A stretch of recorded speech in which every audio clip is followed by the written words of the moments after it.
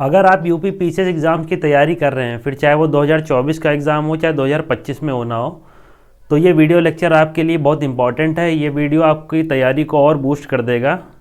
तो हेलो दोस्तों, मेरा नाम है अक्षय सिंह और Kansai GS for IAS PCS के इस प्लेटफॉर्म में आपका स्वागत है।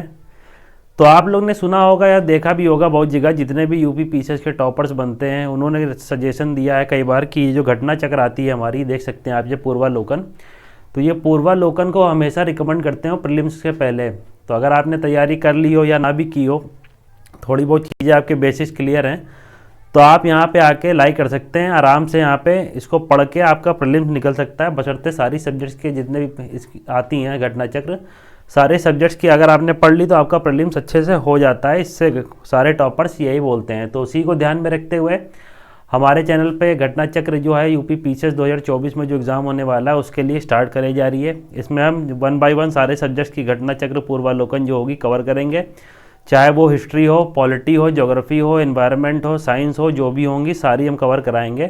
तो एग्ज़ाम आपका 17 मार्च को होने वाला है, तो लगभग अभी 1 महीने के आसपास का समय बचा है, तो उसको हम कवर करा लेंगे जितने भी सब्जेक्ट्स की होंगी। साथ ही आपको क्या करना है, कुछ ट्रेडिशनल के जो ट्रेडिशनल पार्ट है हमारा, चाहे हिस्ट्री, पॉलिटी, ज्योग्राफी, उसके भी हम अलग से लेक्चर लेंगे, तो उनको भी आके देख लीजिएगा। और बहुत सारी चीज़ें आपको हमारे चैनल में मिलेंगी, वहाँ पे विजिट करके देखिएगा। करंट अफेयर्स से लेकर सब कुछ आपको मिल जाएगा हमारे चैनल पे, तो वहाँ पे जाइएगा, आप अच्छे से देख सकते हो उन सब चीज़ें। तो बाकी अगर कोई डाउट एंड क्वेरी है आपको तैयारी से रिलेटेड, तो आप हमसे यहाँ पे पूछ सकते हैं। ये मेरे हैंडल्स दे रखे हैं और ये मेरा इंस्टाग्राम आईडी है, यहाँ पे आकर डायरेक्ट आप हमसे पूछ सकते हैं। इनका जो लिंक होगा वो डिस्क्रिप्शन बॉक्स में प्रोवाइड करा दिया जाएगा। तो स्टार्ट करते हैं हम आज का लेक्चर। और आज के लेक्चर में हम देखेंगे क्या, आज के लेक्चर में हम स्टार्ट कर रहे हैं जो ज्योग्राफी की हमारी घटना चक्र का पूर्वालोकन है, उसमें जो स्टार्ट है पहला क्या, भारत की भूगोल से। तो भारत के भूगोल में हम कवर करेंगे क्या, भारत का एक सामान्य परिचय देखेंगे और जो अक्षांशीय देशांतर हैं इनको देखेंगे, कर्क रेखा देखेंगे। ये सारी चीज़ें आज के इस लेक्चर में हम कवर करेंगे। तो स्टार्ट करते हैं हम आज का लेक्चर। बाकी लेक्चर की पीडीएफ के लिए टेलीग्राम चैनल है हमारा Kansai GS for IAS PCS, उसका भी लिंक जो होगा डिस्क्रिप्शन बॉक्स में प्रोवाइड करा दिया जाएगा, वहाँ से लेक्चर की पीडीएफ भी ले सकते हैं आप लोग। तो स्टार्ट करते हैं आज का लेक्चर, जिसमें हम क्या देखेंगे कि भारत का भूगोल उसमें देखें। ठीक है, भारत के भूगोल का पहला क्या है, सामान्य परिचय, उसको स्टार्ट करते हैं।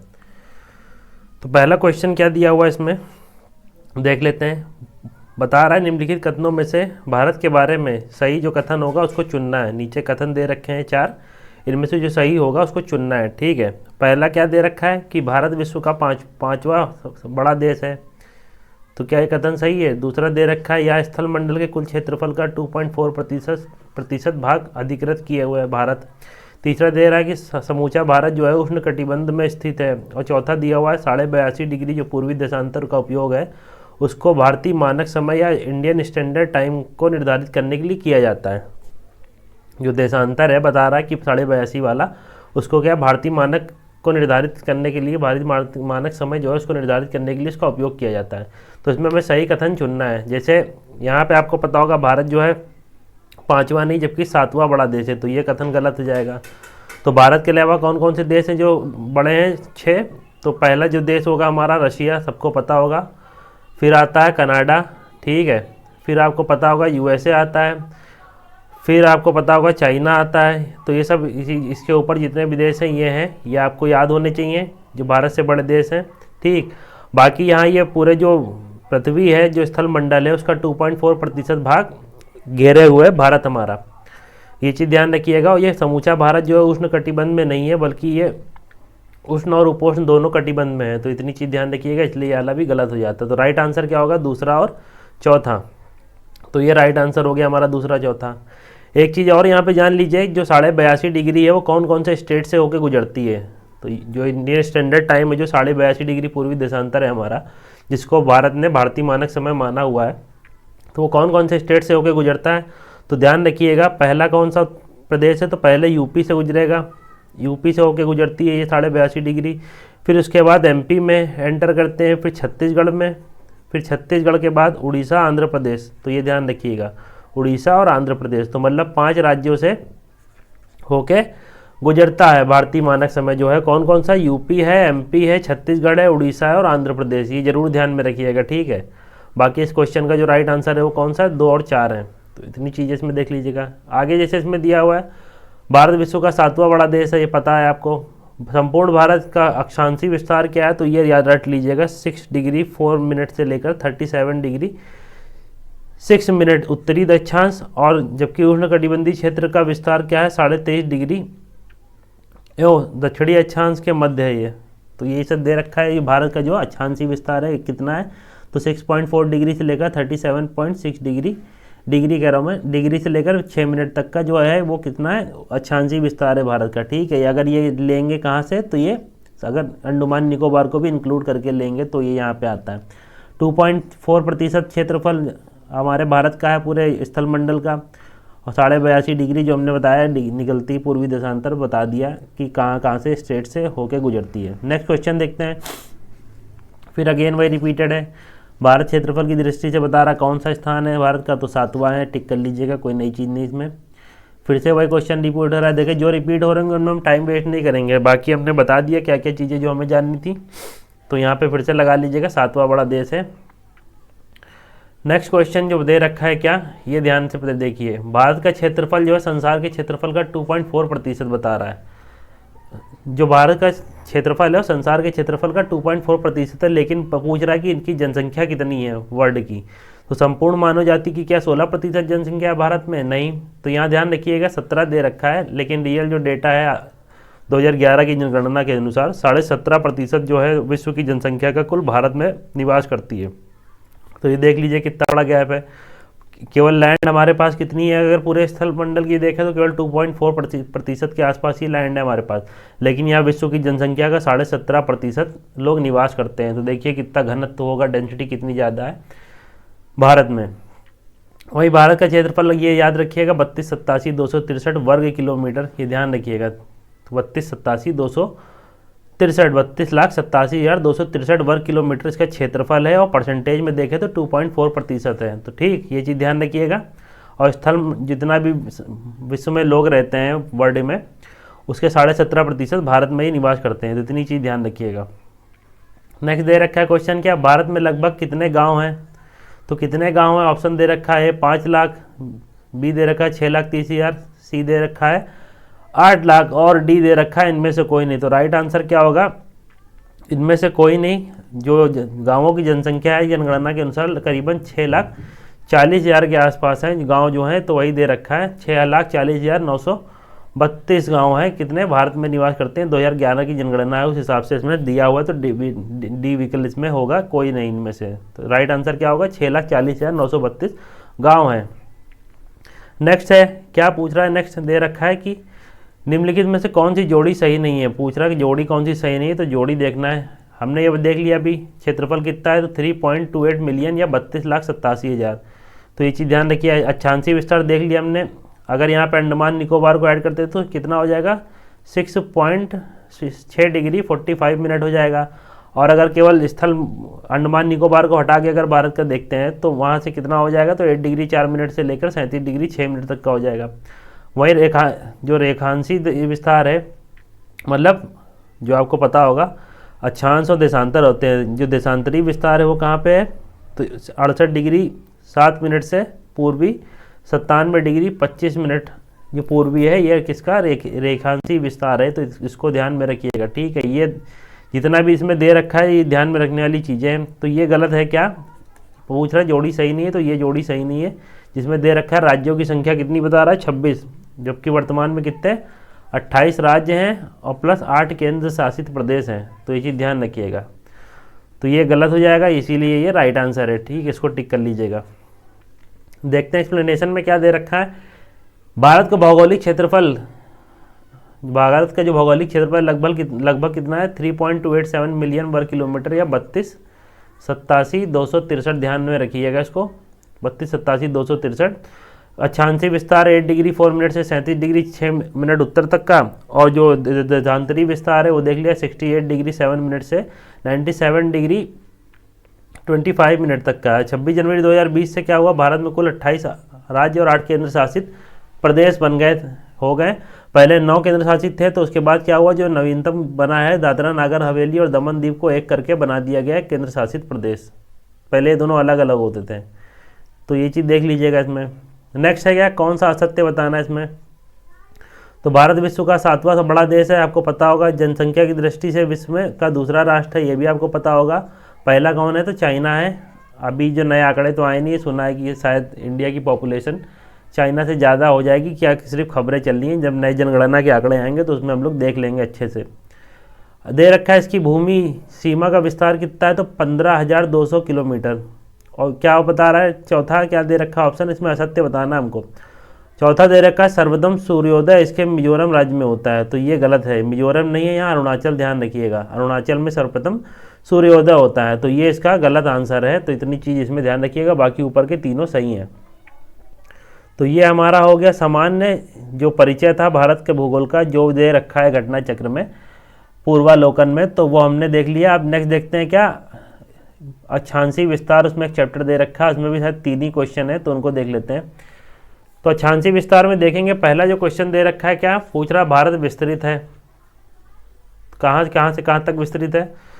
तो यहाँ पे देखिए दे रखा है ए ऑप्शन 37 डिग्री 17 मिनट या 8 से उत्तर से 8 डिग्री 6 मिनट दक्षिण के बीच। बी दे रखा है 37 डिग्री 17 मिनट से लेकर 8 डिग्री 4 मिनट दक्षिण के बीच।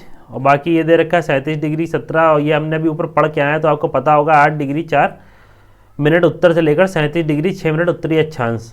अक्षांश में बात करें तो उत्तर लगाना है, और जब देशांतर की बात करेंगे तो पूरा पूरब होगा, तो ये भी चीज़ ध्यान रखिएगा।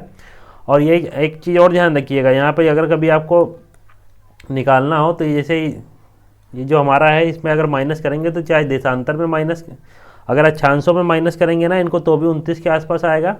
और अगर देशांतर में 68 डिग्री 7 मिनट को अगर 97 से घटाएंगे तो भी कितना 29 के आसपास आता है दोनों का। तो ये भी चीज़ ध्यान रख सकते हैं आप समझने के लिए। तो वही बता रहा है, तो इसमें राइट आंसर तो इसमें दिया नहीं है, उपयुक्त में से कोई नहीं होगा, टिक कर लीजिएगा, क्योंकि यहाँ पे सब उल्टा सीधा दे रखा है। पहले ये दे दिया है, जबकि यहाँ पे 17 दे रखा है, 6 है, और 37 पहले नहीं आएगा, पहले 8 डिग्री 4 मिनट आएगा, उसके बाद 37 आएगा। अगर अंडमान निकोबार को भी लेंगे तो 6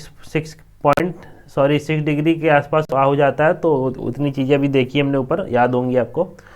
बढ़ते हैं नेक्स्ट क्वेश्चन की तरफ। नेक्स्ट क्वेश्चन बता रहा हमारा क्या, सिक्किम से गुजरने वाली अक्षांश निम्नलिखित में से किस एक से होकर गुजरेगी? तो ये एक्चुअली ये जो सिक्किम से गुजरने वाली अक्षांश है पूछ रहा किस एक से भी होकर गुजरेगी। तो ऑप्शन दे रखा है ए राजस्थान, बी पंजाब, सी हिमाचल, या डी जम्मू कश्मीर। तो जो सिक्किम से होके गुजरती है वो कौन सी है? राजस्थान, ये ध्यान में रखिएगा, ठीक है। राजस्थान से भी होकर गुजरेगी। नेक्स्ट दे रखा है, इस तरह के क्वेश्चन ना याद करिएगा, ये RAS में वहाँ का लोकल क्वेश्चन बना है, तो इसको कोई ध्यान रखने की वैसी ज़रूरत नहीं है। बस एक बार पढ़ लेते हैं हम कि जिस जिले से 70 डिग्री पूर्वी देशांतर रेखा गुजरती तो कहाँ से? तो जोधपुर, जैसलमेर, धौलपुर या नागौर, तो जैसलमेर होगा। बस यही इसमें दे रखा है क्वेश्चन में। तो इतने ही क्वेश्चन इसमें थे, किसमें? अक्षांशीय विस्तार में। सामान्य जो दे रखा है परिचय भारत के भूगोल का, वो भी हमने देख लिया, अक्षांशीय विस्तार देख लिया। नेक्स्ट जो हमारा है वो क्या है, भारत एवं कर्क रेखा जो दे रखा है इसी में घटना चक्र के पूर्वालोकन की में, तो उसको देख लेते हैं। तो भारत एवं कर्क रेखा में पहला क्वेश्चन क्या दे रखा है, कर्क रेखा किस राज्य से होकर गुजरती है? तो ऑप्शन दे रखा है ए उड़ीसा, बी झारखंड, सी उत्तर प्रदेश, या डी आंध्र प्रदेश। तो कहाँ से होकर गुजरती है ये पूछ रहा है, तो यहाँ पर टिक कर लीजिएगा, झारखंड, बिहार या झारखंड से होकर गुजरती है। बाकी उड़ीसा से आपको पता होगा, उड़ीसा से जो इंडियन स्टैंडर्ड टाइम वाली है वो कहाँ से, वो उड़ीसा से होकर गुजरती है। 82.5 डिग्री जो होती है हमारी, कौन सी? 82.5 डिग्री जो हमारी वो है देशांतर, वो यहाँ से होकर गुजरती है। तो बाकी आपको पता होगा बहुत सारी ट्रिक चलती हैं, यूट्यूब में पढ़ी भी हुई है, मित्र पर गमछा झाड़ करके। तो उससे क्या होता है, कर्क रेखा पर जितने भी स्टेट हैं वो आपके निकल आते हैं उस ट्रिक से। तो वहीं आगे दे रखा है कर्क रेखा, जो कर्क रेखा है उस पर पड़ने वाले भारत के राज्य कौन कौन से हैं? गुजरात है हमारा, राजस्थान, MP, छत्तीसगढ़, झारखंड, पश्चिम बंगाल, त्रिपुरा और मिजोरम। तो ये हमारे हो गए कौन से, जो 8 राज्य हैं, वो कहाँ से होके गुजरती है कर्क रेखा? तो इन 8 राज्यों से होकर गुजरती है। सबको पता होगा, कोई नई चीज़ नहीं है, क्वेश्चन बहुत पुराना आया था 1990 में, तो ये देख सकते हैं आप, UP PCS में पूछा गया था। नेक्स्ट है क्या कि देखो ये बता रहा हूँ 1990 में तो बिहार झारखंड बना नहीं था, क्योंकि बिहार से अलग होके तो 2000 के आसपास बना है, तो इस समय ये क्वेश्चन पूछा गया था, तो इस हिसाब से देख सकते हैं इसका आंसर। नेक्स्ट क्या है, फिर से पूरा कर्क रेखा कौन से राज्यों से होकर गुजरती है? तो मिजोरम आपको पता होगा, गुजरात अभी हमने ऊपर देख लिया, और ये हमारा वो कहाँ हो गया, गुजरात देख लिया हमने। इधर छत्तीसगढ़ है और ये झारखंड है, यूपी नहीं है, तो इसमें एलिमिनेट कर दीजिएगा। क्या हमारा तीसरा एलिमिनेट करते ही आंसर निकल आता है, क्या हो गया हमारा, तो ये हो गया पहला, दूसरा और चौथा, तो यही राइट आंसर हो जाएगा इसका। तो आपको पता होना चाहिए कौन कौन से राज्य कर्क रेखा से होकर गुजरते हैं। गुजरात है हमारा, राजस्थान है, मध्य प्रदेश है, छत्तीसगढ़, झारखंड, पश्चिम बंगाल, त्रिपुरा, मिजोरम, ये सब आपको पता होना चाहिए। नेक्स्ट फिर से भाई, कहाँ से नहीं गुजरती है, तो इसमें क्या दे रखा है, कहाँ से गुजरती है, तो आपको पता होगा त्रिपुरा से, मध्य प्रदेश, मिजोरम सबसे होकर गुजरती है कर्क रेखा। तो वही क्वेश्चन फिर से रिपीट हो रहे हैं। हो क्या रहे मतलब, इससे अगर कर्क रेखा से कोई क्वेश्चन बनता भी तो सिंपली यही बनता है कि कर्क रेखा किन राज्यों से होकर गुजरती है, या उन राज्यों के नज़दीक कौन सा, मतलब कहाँ से नज़दीक पड़ता है, कौन सा एरिया, ये सब पूछते हैं, तो वही देख लेते हैं। नेक्स्ट क्वेश्चन है, कर्क रेखा किस राज्य से नहीं होकर गुजरती है, तो दे रखा है त्रिपुरा, छत्तीसगढ़, मणिपुर और मिजोरम। तो राइट आंसर आपको पता होगा, मणिपुर से नहीं होकर गुजरती है हमारी कर्क रेखा। नेक्स्ट है, निम्नांकित नगरों में कौन कर्क रेखा से निकटतम दूरी पे है, तो निकटतम दूरी में पूछ रहा कर्क रेखा से कौन है, तो इसमें ये क्वेश्चन कभी कभी पूछ लेते हैं इस तरह से। तो निकटतम जो है कौन सा है कर्क रेखा से, गांधीनगर है, क्योंकि ये गुजरात में पड़ता है, तो इस हिसाब से आप टिक कर सकते हैं। गांधीनगर गुजरात में पड़ता है, तो कर्क रेखा 23.5 डिग्री पे है, तो ध्यान रख सकते हैं आप। बाकी अगरतला हमारा कर्क रेखा पड़ेगा, गांधीनगर कर्क रेखा के नज़दीक पड़ता है, जबलपुर पड़ता है, उज्जैन पड़ता है, ये सब कर्क रेखा के नज़दीक में ही पड़ते हैं।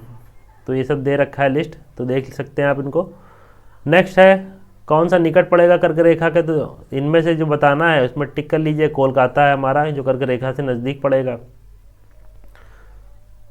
दिया है, निम्नलिखित नगरों में से कर्क रेखा के परिप्रेक्ष्य में अक्षांशीय स्थिति इस प्रकार है। दिल्ली का जो अक्षांशीय स्थिति वो क्या है, 28 डिग्री 25 मिनट से 28 डिग्री 53 मिनट तक का। कोलकाता का जो है सॉरी, कोलकाता का जो दे रखा है वो 22 डिग्री 30 मिनट का दे रखा है। जोधपुर जो है वो 26 डिग्री के आसपास पड़ता है, और नागपुर क्या है हमारा 21 डिग्री। तो सबसे नज़दीक कौन सा होगा, ये 22 डिग्री 30 मिनट वाला, क्योंकि जो कर्क रेखा है वो कौन सी है, 23.5 डिग्री पे होती है। तो इतनी चीज़ ध्यान रखिएगा, 23 डिग्री पे 23.5 डिग्री पे कर्क रेखा होती है, तो उसके सबसे नज़दीक कौन सा पड़ेगा, तो यही पड़ेगा हमारा। नेक्स्ट देखते हैं, नेक्स्ट क्या है, क्या दे रखा है, निम्न कौन सा महत्वपूर्ण अक्षांश भारत को लगभग 2 बराबर भागों में विभाजित करता है, तो 23.5 डिग्री उत्तर वाला होगा। मैं गलत टिक कर रहा हूँ, पहला दे रखा है 23.5 डिग्री दक्षिण, यहाँ पे कंफ्यूजन ये ध्यान में रखिएगा, ये उत्तर है हमारी जो कर्क रेखा पड़ती है उत्तर पे, 23.5 डिग्री उत्तर है। तो ऑप्शन दे रखा है ए 23.5 डिग्री दक्षिण, बी दे रखा है क्या 33 डिग्री 30 मिनट उत्तर, डी दे रखा है 23.5 डिग्री उत्तर, और सी देख रखा है 0 डिग्री। तो 0 डिग्री आपको पता होगा इक्वेटर होती है, पृथ्वी को 2 बराबर भागों में बांटती है। वहीं कर्क रेखा जो हमारी वो को 23.5 डिग्री वाली, वो भारत को लगभग 2 बराबर भागों में बांटती है। तो ये चीज़ ध्यान रख सकते हैं आप, ठीक है। आगे देखते हैं, आगे क्या दे रखा है। नेक्स्ट क्वेश्चन तो दे रखा है 10वां, उसमें क्या है, निम्नलिखित में से कौन सा भारतीय राज्य कर्क रेखा के उत्तर में स्थित है। तो पूछ रहा कौन सा राज्य जो ऐसा है कर्क रेखा के उत्तर में। तो झारखंड आपको पता होगा, मिजोरम, त्रिपुरा, तो इसमें राइट आंसर क्या है, मणिपुर जो है कर्क रेखा के उत्तर में स्थित है। तो ये देख सकते हैं, और भी बहुत सारे स्टेट हैं जो कर्क रेखा के उत्तर में है। यूपी ले सकते हैं आप, ठीक है, जम्मू वम्मू तो आप लगा ही लेंगे। बहुत सारी चीज़ें जो भी होंगी मैप पे देखिएगा अच्छे से, उस पर वहाँ पे आपको पता चल जाएगा कि कौन सी कहाँ पे कितने राज्य ऊपर वाले एरिया में स्थित हैं, कितने नहीं।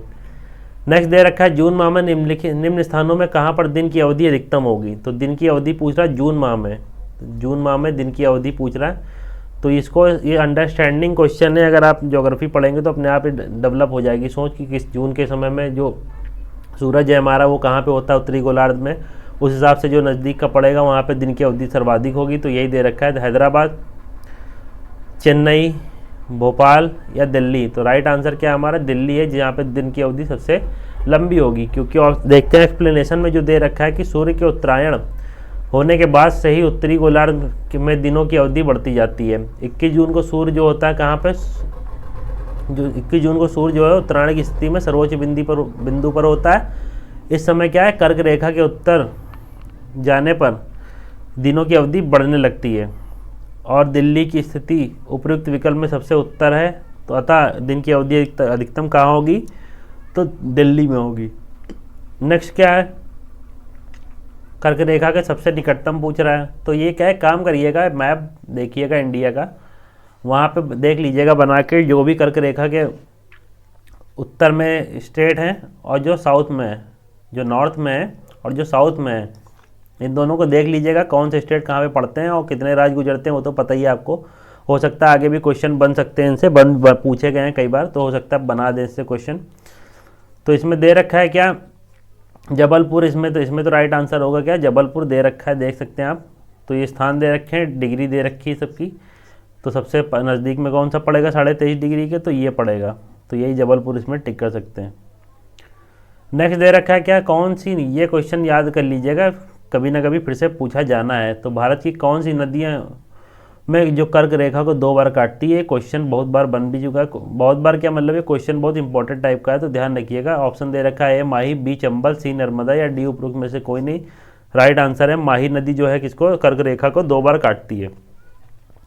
एक और बताइएगा, साउथ अफ्रीका में एक नदी पड़ती है, कहाँ पे, साउथ अफ्रीका में एक नदी पड़ती है जो किसको, नील नदी को, जो इक्वेटर को 2 बार काटती है। तो इक्वेटर को 2 बार काटने वाली नदी कौन सी है, ये भी इसको कमेंट बॉक्स में बताइएगा। आगे देख लेते हैं एक्सप्लेनेशन में क्या है, माही नदी कर्क रेखा को 2 बार पार करती है और यह मध्य प्रदेश से उद्गमित होकर राजस्थान गुजरात में प्रवाहित होते हुए खंबात की खाड़ी में गिरती है। इस प्रकार ये क्या करती है, कर्क रेखा को 2 बार काटती है बीच से, तो यही इसमें दे रखा है। तो इसमें जो हमारे चैप्टर थे, इसमें इतनी चीज़ें थी, किसमें, जो हमारे घटना चक्र के जो हमने देखे चैप्टर लिए, इसमें इतने क्वेश्चन दिए हुए थे, क्वेश्चन हमने सारे देख लिए। हमारे चैनल पे ये जो क्वेश्चन तो ये कराए जा रहे हैं घटना चक्र के, इसके साथ ही जो ट्रेडिशन पार्ट है हमारा, उसको भी हम अच्छे से कवर करा रहे हैं। तो चैनल पे विजिट करके उनको भी देख लीजिएगा, उसके बाद आके ये घटना चक्र के क्वेश्चन लगाइएगा, आपकी अच्छे से प्रिपरेशन हो जाएगी। जो भी आप इस सिविल सर्विस की तैयारी कर रहे हैं, यूपी पीसीएस की, आपसे जितने भी क्वेश्चन बनने जो वाले होंगे सब अच्छे से बन जाएंगे, ये चीज़ ध्यान में रखिएगा। तो मिलते हैं नेक्स्ट वीडियो पे, अगर कोई कमी रह जाती है तो कमेंट बॉक्स में बताइएगा। मिलते हैं, तब तक के लिए गुड बाय।